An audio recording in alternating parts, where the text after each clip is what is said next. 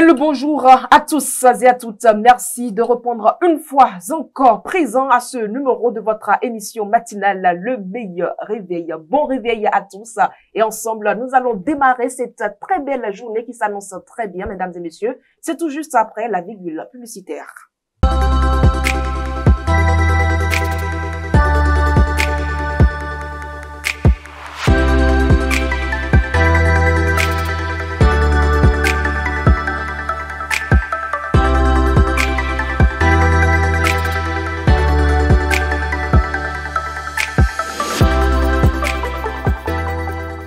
Les rubriques de cette émission, mesdames et messieurs, elles n'ont pas changé. Tout de suite, nous passons à la revue des titres avec Bérangère Boléon. Elle est déjà sur ce plateau. Bérangère Boléon, bien le bonjour. Bonjour à vous, Latifat Korenou. Toute l'actualité parue à la une des quotidiens est à suivre avec vous. Amis internautes de Guérit TV Monde, bonjour. Nous démarrons la une de ce matin par le quotidien La Boussole qui titre en sa manchette du jour supposé plan de déstabilisation et menace contre l'ancien chef d'État. Gbadamassi dénonce la manipulation, la victimisation et met en garde Boniaï et ses partisans. Il les invite à saisir le procureur s'ils ne se sentent pas en sécurité. Le pays émergent, quant à lui, affiche Assemblée nationale, le nouveau président du Conseil économique et social, reçu en audience par le président Vlavounou. Le matinal fait son apparition et titre insolite au CNHU, découverte de corps d'enfants, la justice saisie pour situer les responsabilités. Nous poursuivons à présent avec le quotidien La Nation qui placade Zulkif Salami à propos des logements sociaux. Wedo est illustration éloquente du mandat social de Talon. L'œil du Bénin s'installe et titre au sujet de la dénonciation du parti LD sur la sécurité de son président. Il n'y a aucune menace sur la vie de Boniaï. C'est du vent selon le ministre conseiller Rachidi Gbadamassi. Le journal Oro titre en sa manchette audit du fichier électoral, un piège ou une crise électorale déjoué.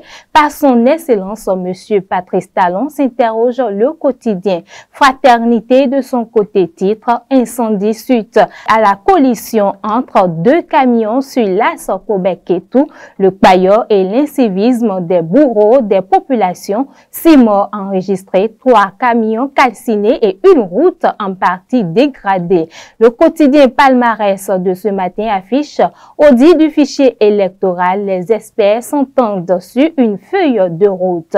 Le quotidien L'Emblème du jour met en sa manchette alliance irréversible entre l'SUP et l'SPRD, une fusion actée au plan juridique.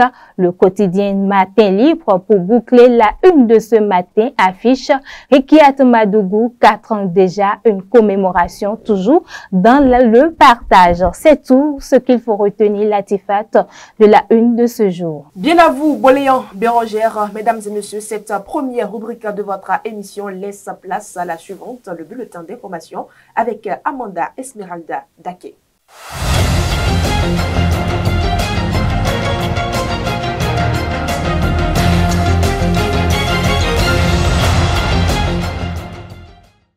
Mesdames et messieurs, bonjour et bienvenue dans ce bulletin d'information sur Guérit TV Monde et sur Guérit Radio, destiné à moderniser le cadre législatif et à renforcer l'efficacité de la justice.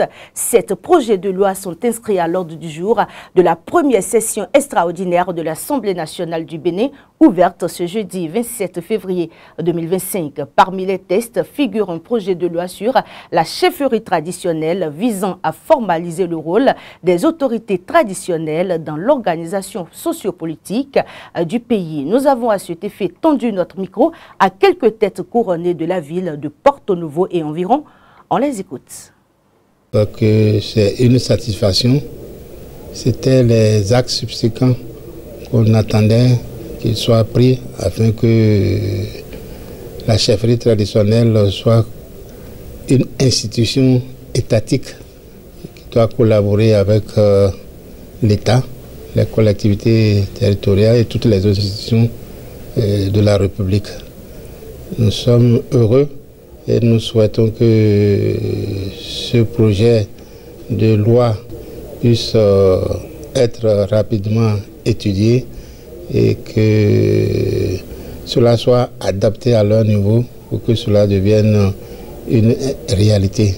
Parce que c'est un espoir de toute la chefferie traditionnelle aujourd'hui que le chef de l'État a vu juste. Je crois que nous sommes sur la bonne voie, ce qui est heureux pour toute la chefferie traditionnelle. Il fallait assainir le milieu pour que l'État puisse quand même nous prendre au sérieux et nous donner nos attributions et la composition également, et puis afin qu'on puisse savoir les droits et les devoirs de la chefferie traditionnelle. Je crois que c'est dans ce cadre que le chef de l'État veut assainir ce milieu pour qu'on puisse quand même souffler. Parce que quand tu prends la sous-région, nous sommes les seuls à ne pas être constitutionnalisés ou bien légalisés. Je remercie beaucoup le président de la République. Je lui remercie infiniment. Infiniment. Parce que dans notre royaume là, il y a des faux royaumes. Il y a des rois sans royaume. Qui se dit roi, roi, roi. Si on peut compter le nombre de royaumes à l'est d'Ahomey, ça n'en est pas 20. Mais ici, si tu as de l'argent, tu peux être roi.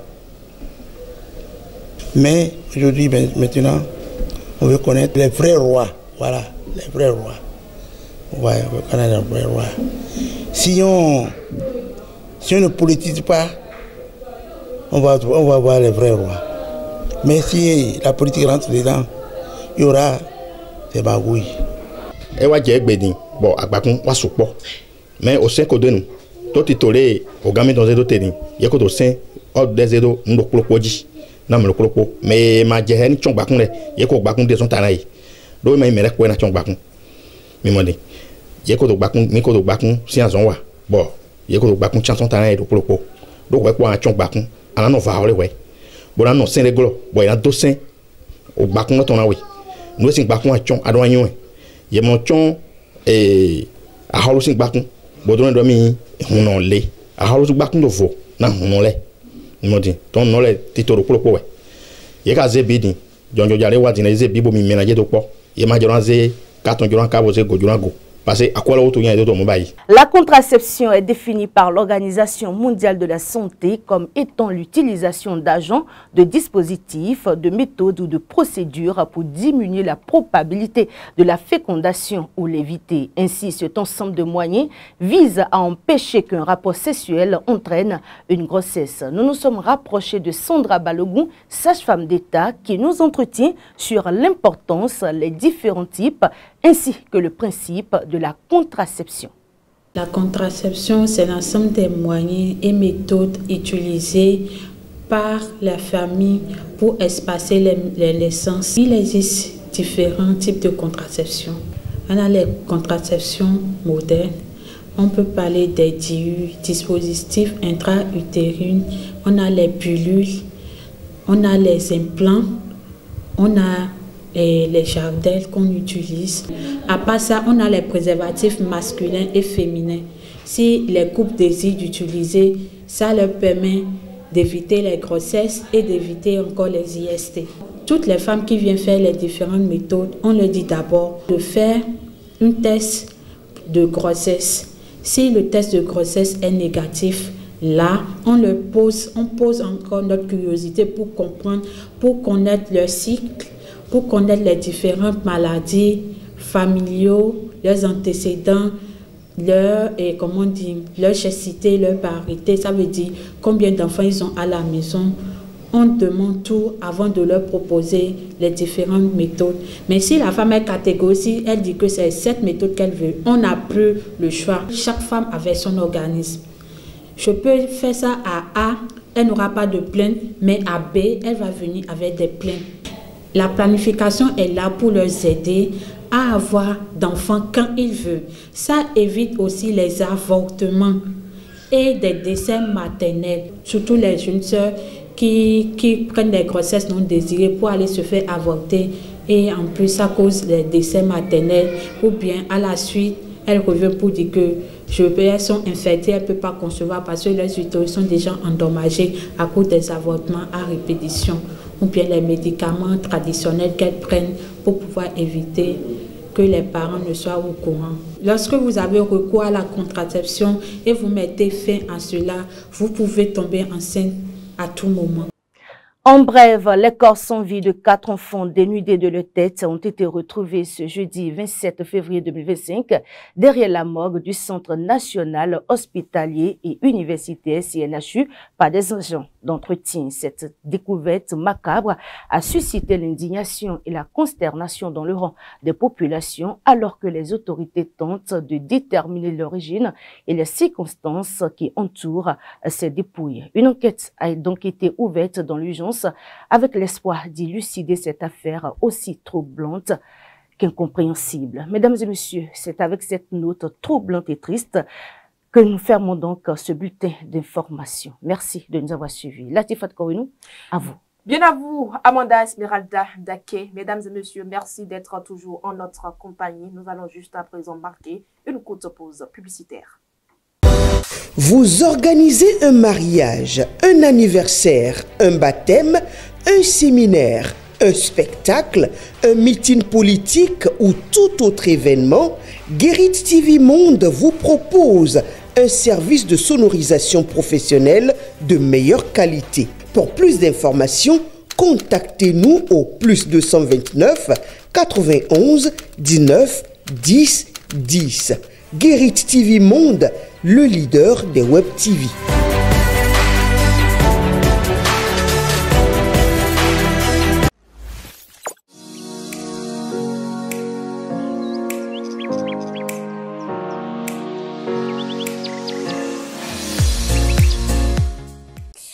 Mesdames et messieurs, Mathieu Kolaoleboko est déjà sur ce plateau pour le numéro de ce jour du forum matinal, le numéro de ce mardi 4 mars 2025. Mathieu Kolaoleboko, bien le bonjour. Bonjour Latifat, bonjour à tous les amis internautes. Merci d'être à ce rendez-vous. Merci aussi à vous. Alors, la vie de l'ancien chef de l'État, Boni Yayi, actuel président du Parti des démocrates, serait menacé. Que comprendre de cette nouvelle, de cette rumeur qui circule sur la toile depuis quelques jours? D'abord, il faut nuancer. Je ne suis pas mandaté pour être le chargé de communication du président, en tout cas du Parti les démocrates. Et deuxième chose, je ne suis pas juge ou procureur de la République pour comprendre. Ce qu'on sait, c'est que sur les réseaux sociaux, j'ai lu comme tout le monde que la vie de l'ancien président de la République, Boni Yayi, en tout cas président du Parti les démocrates, serait menacé.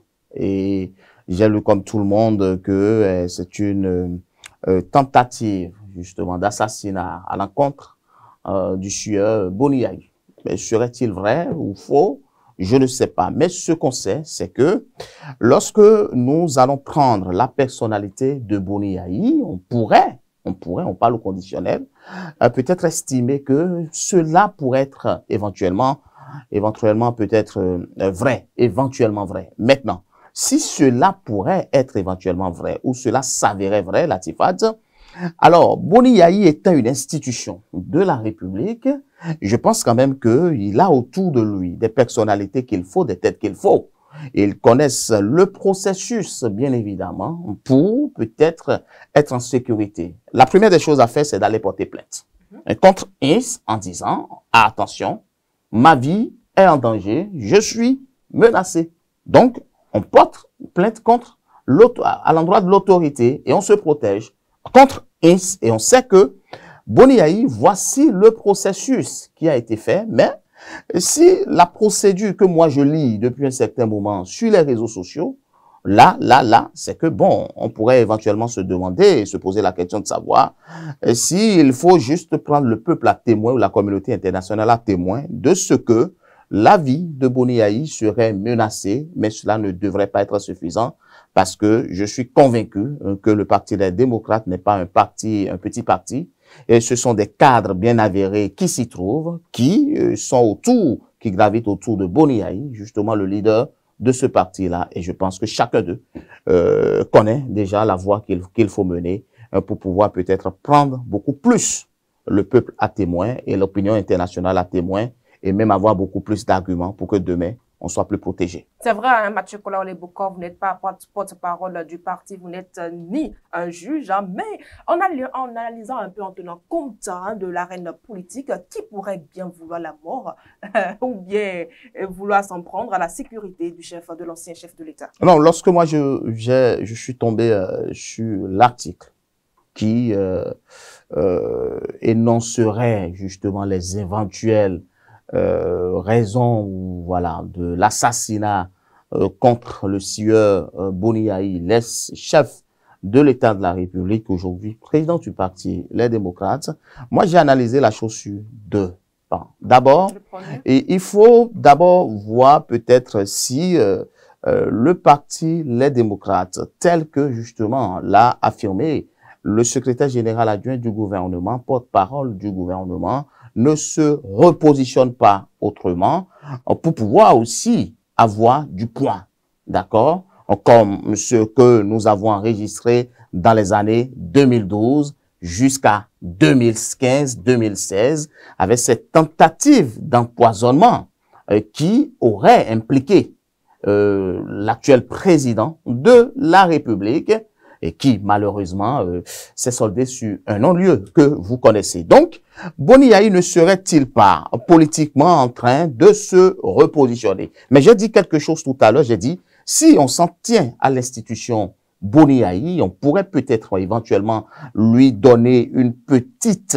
justement, comment dit-on, un bénéfice de doute, justement, en lui disant, bon, peut-être qu'il serait en train de dire quelques vérités, mais seulement que là où moi, je m'inquiète beaucoup plus, Latifat, je me suis inquiété parce que si les cadres qui gravitent autour du président Boni Yayi sont plus instruits, si Boni Yayi a des conseillers techniques, des conseillers juridiques, si Boni Yayi connaît la voie qu'il faut, le processus, la procédure, et qu'on vient justement sans pouvoir mener cette procédure-là est venue à la face du monde et dit que ma vie est menacée, là, je pourrais dire c'est peut-être une stratégie politique pour se repositionner. Seulement que, aussi que le gouvernement, au-delà de pouvoir aller sur le terrain politique, doit peut-être prendre cette déclaration au sérieux, ouvrir les enquêtes qu'il faut et pouvoir savoir les instigateurs qui s'y trouveraient justement derrière cet assassinat.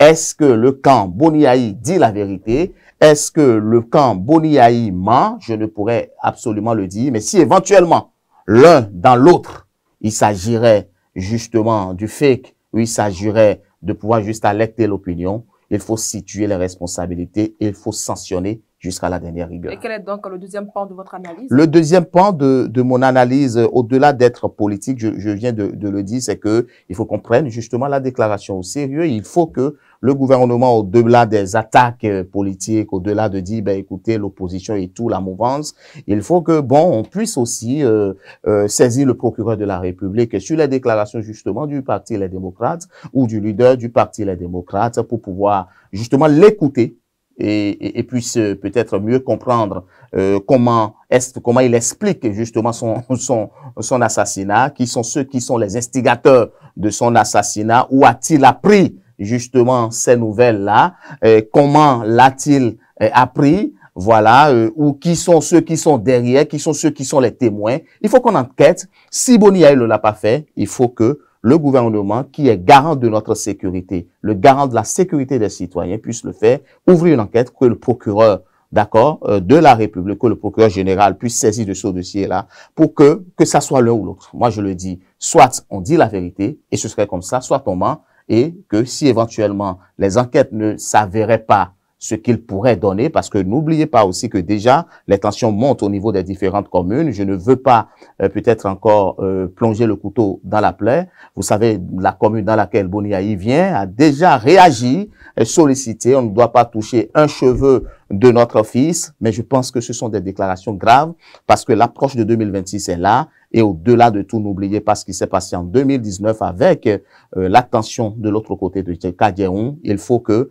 au-delà des comment dit-on, des liens politiques que nous avons, au-delà des calculs politiques que nous pourrions avoir, il faut que le pays se trouve dans la paix, rien que la paix, parce que le calcul opposition, mouvance ne concerne ni le peuple béninois, ni nous journalistes, ni vous, Latifat. Je pense que le problème doit se régler entre Boni Yayi et le camp d'en face, mais je pense que Boni Yayi, on pourrait plus encore lui donner économie, bénéfice de doute, et je pense que si évidemment cela ne s'avérait pas vrai, il faut que le procureur puisse situer les responsabilités et sanctionner qui de droit. Merci à vous, Mathieu Kolawole Boko. Mesdames et messieurs, c'était donc votre forum matinal pour le compte de ce matin. Nous allons à présent nous informer de la note météorologique de ce matin parce qu'il fait excessivement chaud actuellement.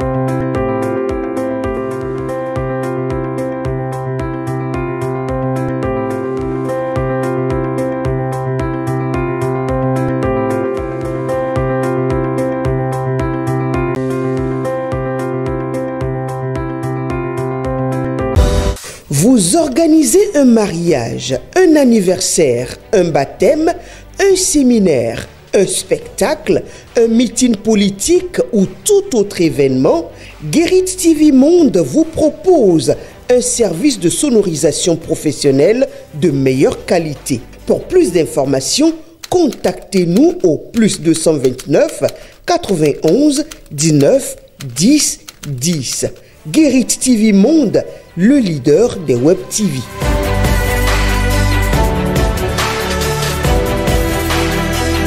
Chers amis internautes de Guérit Radio, de Guérit TV Monde, votre rubrique l'interview matinale est à retrouver tout juste après la virgule publicitaire.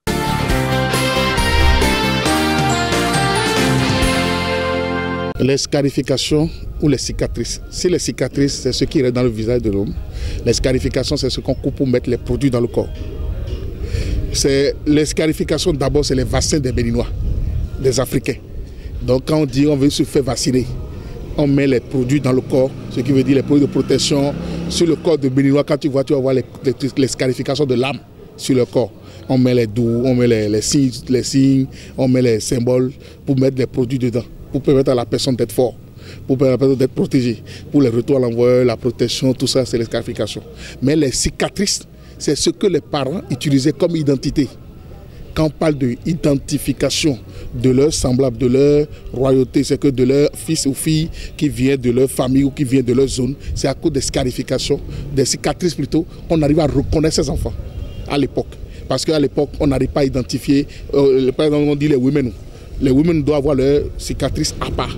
Les Nango doivent avoir leurs cicatrices à part. Les gens de Yoruba, les Somba doivent avoir les cicatrices. Donc, quand on vient d'une zone, il fait des scarifications pour permettre à cette personne de reconnaître que telle personne vient de notre zone, pour les identifier. Donc, parlons de la scarification.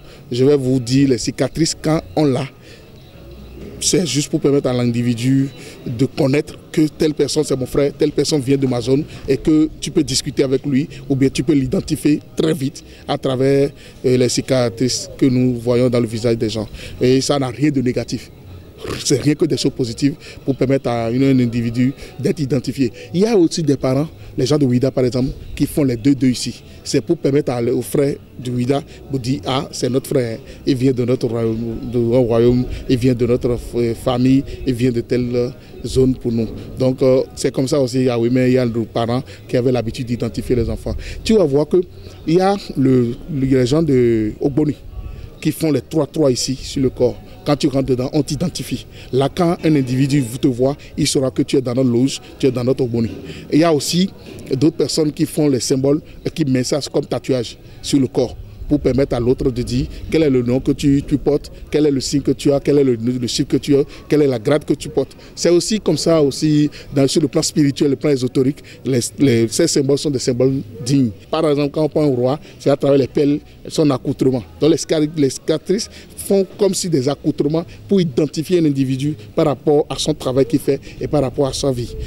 Chers amis internautes, je vous invite à présent à suivre Faouzia Sefo dans la livraison de la revue de presse de ce jour. Amis de la revue de presse, bonjour. Audit du fichier électoral. Les experts s'entendent sur une feuille de route. Nous apprend les parutions de ce mardi 4 mars 2025. Pour le quotidien Palmarès, dans le cadre des préparatifs des élections générales 2026, le Bénin entame un audit rigoureux de son fichier électoral, placé sous la supervision d'un comité de pilotage dirigé par Jean-Baptiste Elias. Le quotidien poursuit en affirmant que ce processus vise à garantir l'intégrité et la crédibilité du scrutin à venir. Ainsi, une feuille de route précise a été définie, conclut le journal. Pays émergent nous livre quant à lui les étapes du processus de vérification de la liste électorale. Au-delà de tout, le journal Oro s'est posé une grosse inquiétude en affirmant en sa manchette « Audit du fichier électoral, un piège ou une crise préélectorale déjouée par son Excellence M. Patrice Talon », s'interroge le journal. Dans l'actualité relayée par les canards, il y a également la sécurité de l'ancien président Boni Yayi menacé au Bénin. Supposé plan de déstabilisation et menace contre l'ancien chef d'État. Badamassi dénonce la manipulation, la victimisation et met en garde Boni Yayi et ses partisans, nous informe la boussole. Restant collé à cette actualité, le matinal placard à sa une supposée menace sur la vie de l'ancien président Boni Yayi. Le gouvernement dénonce une manipulation de l'opposition. L'œil du Bénin, dénonciation du parti LD sur la sécurité de son président. Il n'y a aucune menace sur la vie de Boni Yayi, c'est du vent, selon le ministre conseiller Rachidi Badamassi. Dans un autre registre, les canards ont mis un accent sur le désastre orchestré par l'essence Payor dans la commune de Kobé, département du Plateau. Incendie suite à la collision de 2 camions sur l'axe Kobé-Kétou. Le Payor et l'incivisme des bourreaux des populations. 6 morts, 3 camions calcinés et une route en partie dégradée. Dans sa plume, Karim Oscar Anorin nous édifie que dans la nuit du samedi 1er au dimanche 2 mars 2025, l'essence de contrebande, communément appelée essence Payor, a encore fait des dégâts. Ceci suite à la collision de 2 camions transportant des bidons d'essence. L'accident a causé 6 morts, dont 2 personnes calcinées sur le champ et 4 autres décédées à l'hôpital suite à leurs blessures. 3 camions calcinés avec leurs marchandises et une route en partie dégradée. La même actualité a retenu l'attention de Palmarès qui titre « Bobé, l'essence Payor fait des dégâts avec l'explosion de 2 camions et le matinal qui aborde dans le même sens mais va plus loin ». Bobé, le Payor tue 6 personnes. Le gouvernement s'inquiète des dégâts sur le terrain. Fin de cette revue de presse. Merci de nous avoir suivis. À demain. C'est sous cette rubrique, mesdames et messieurs, que nous clôturons l'émission de ce jour. Merci de votre aimable fidélité. Merci de toujours nous suivre nos programmes sur guéritradio.bj et sur Guérit TV Monde. On se donne rendez-vous demain, si Dieu le veut.